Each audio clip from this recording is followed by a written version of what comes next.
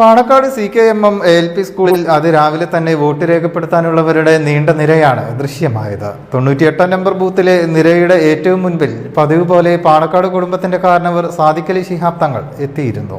Panakkad 98 number ബൂത്തിലെ vote ചെയ്യാനെത്തിയവരുടെ നിര ഏറ്റവും മുൻപിൽ പതിവ് പോലെ തങ്ങൾ കുടുംബത്തിലെ കാരണവർ വോട്ടെടുപ്പ് ആരംഭിക്കുന്നതും കാത്തുനിൽക്കുന്നു. കൃത്യം 7 മണിക്ക് തന്നെ പോളിംഗ് ആരംഭിച്ചു. വോട്ട് രേഖപ്പെടുത്തി ആത്മവിശ്വാസത്തിന്റെ പുഞ്ചിരിയുമായി സാദിഖ് അലി തങ്ങൾ ബൂത്തിൽ നിന്നും പുറത്തേക്ക് 20 സീറ്റുകളിലും വ്യക്തമായ ഭൂരിപക്ഷത്തോടെ തന്നെ വിജയിക്കും എന്നുള്ളത് തന്നെയാണ്.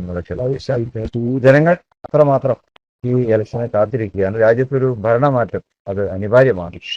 അനുദിനമുള്ള സംഭവവികാസങ്ങൾ അത് ജനങ്ങളെ കൂടുതൽ അതേക്കുറിച്ച് ചിന്തിപ്പിക്കുന്നുണ്ട്. ഇപ്പോൾ കഴിഞ്ഞ 1-2 ദിവസങ്ങളിലായി കേന്ദ്രത്തിൽ മറ്റും നടന്നു വരുന്ന പ്രതിഭാസങ്ങൾ അത് തീർച്ചയായിട്ടും ഐക്യജനാധിപത്യ മുന്നണിക്കും ഇന്ത്യ മുന്നണിക്കും പ്രതീക്ഷ നൽകുന്ന കാര്യമാണ്.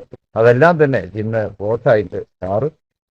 ആ ഒരു നല്ല പ്രത്യേകമായിട്ടുള്ള സന്തോഷത്തിലാണ് ഞങ്ങൾ.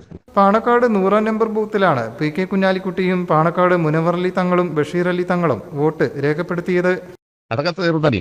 ഇന്നിപ്പോ അതൊന്നും അല്ലല്ലോ വിഷയം. ഇന്നിപ്പോ തങ്ങൾ പറഞ്ഞ അതാണ് വിഷയം. ഇന്ത്യ രാജ്യത്ത് കടുത്ത വിഭാഗീയതയും വർഗീയതയും ഒക്കെ പ്രചരിപ്പിക്കാൻ ഒരു കൂട്ടർ ഇറങ്ങുമ്പോൾ മറ്റെല്ലാ വിഷയങ്ങളും അതിൻ്റെ പിറകിലാണ്. അപ്പോൾ കോൺഗ്രസിനെ പോലെയുള്ള ഇന്ത്യ മുന്നണിയെ പോലുള്ള കക്ഷികൾ അധികാരത്തിൽ വരാതിരുന്നാലുള്ള അപകടം കൂടുതൽ